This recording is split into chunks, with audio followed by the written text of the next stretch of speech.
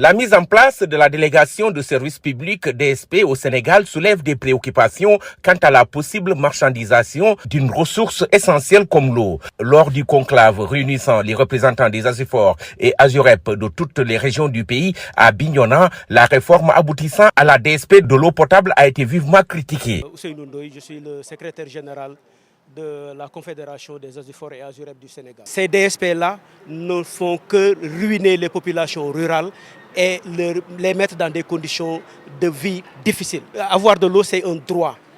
L'eau est notre patrimoine. Si on décide dans un État souverainiste de mettre l'eau à la disposition de privés, c'est vraiment tuer le monde rural. Selon ces responsables, les DSP ne semblent pas promouvoir le bien-être des populations. Patrice Tendin, le représentant du maire de la mairie d'Enampor. Mais je vous assure que nous souffrons énormément. Nous, là-bas, le mètre cube d'eau est à 300 francs.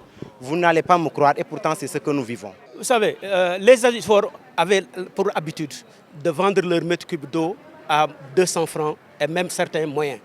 Quand les DSP sont venus, ils ont augmenté le prix du mètre cube d'eau à 250 francs.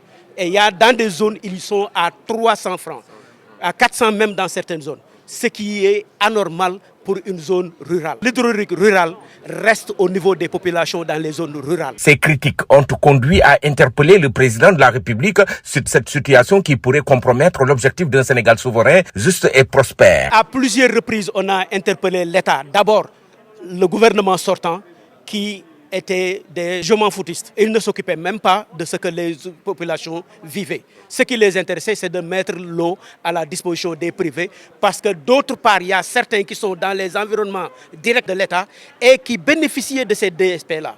Généralement, ce sont des personnes qui sont déjà à la retraite et qui veulent se refaire une santé financière en usurpant les forages qui étaient gérés par les populations. Les représentants des Asifor et Azurep estiment que l'État doit intervenir pour trouver une solution durable à ce problème, qui selon eux pourrait avoir des conséquences graves pour les populations rurales. Ziguinchor, Amadi Khalilou Diémé pour la radio-télévision Walfadjri.